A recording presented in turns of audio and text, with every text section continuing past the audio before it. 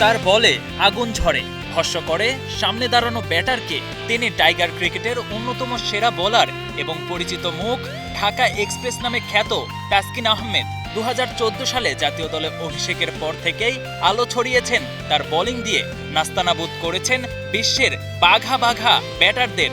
Inswing, outswing, bouncer, মাঝে মাঝে yorker, কি নেই তার বোলিং ভান্ডারে। মাঠে নামলেই যেন নিয়মিত উইকেট তুলেছেন। তার বিপরীতে বারবার ইনজুরিতে হয়েছেন অনিয়মিত। 2019 বিশ্বকাপের স্কোয়াড থেকে ছিটকে পড়েছিলেন তাসকিন। মিডিয়ার সামনেই ঝরিয়েছিলেন অশ্রু। তাতেও মন গলেনি সিলেকশন প্যানেলের। তাকে ছাড়াই সেই বিশ্বকাপে অংশ নিয়েছিল টিম টাইগার্স। তবে তাতেও দমে যাননি তাসকিন আহমেদ। কঠোর পরিশ্রম করে ফিরে এসেছেন জাতীয় দলে। হয়েছেন দলের অন্যতম ভরসাযোগ্য বোলার, যাকে দিয়ে ইনিংসের শুরু যেমন করা যায় তেমনি ডেথ ওভারেও বল করানো যায়। তিনিই এখন বাংলাদেশের A+ ক্যাটাগরিতে থাকা একমাত্র প্লেয়ার। তাসকিন দলের ভরসার নাম হলেও মাঝে মাঝে প্রিয় দল থেকে দূরে থাকতে হয়েছে বেরসিক ইনজুরির কারণে। 2025 চ্যাম্পিয়ন্স ট্রফির পরপরই পড়েন গোড়ালির ইনজুরিতে। দীর্ঘ 4 মাস পরে জাতীয় দলে ফিরেছেন শ্রীলঙ্কার বিপক্ষে প্রথম ওডিআই দিয়ে।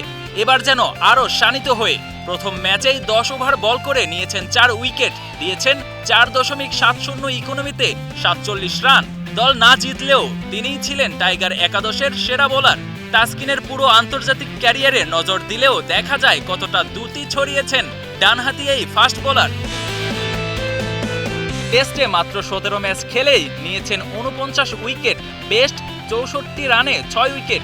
সবচেয়ে বেশি ম্যাচ খেলেছেন ওডিআই ফরম্যাটে, 80 ম্যাচ খেলে নিয়েছেন 115 উইকেট, ইকোনমি 5.36, বেস্ট 28 রানে 5 উইকেট। ক্রিকেটের ছোট সংস্করণেও তাসকিন অপ্রতিরোধ্য। টি-20তে 73 ম্যাচে তার ঝুলিতে আছে 82 উইকেট, বেস্ট 16 রানে 4 উইকেট।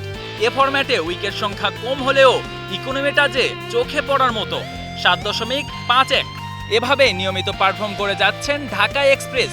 তবে গোড়ালির ইনজুরিটা পুরোপুরি সারেনি এখনো। তাই তো ম্যানেজমেন্ট তাকে বেছে বেছে ম্যাচ খেলানোর দিকেই এগোচ্ছে। 2026-এর এশিয়া কাপ, 2027-এর বিশ্বকাপ, সবখানেই যে তাসকিনকে চাই। Ashraful Islam, star news.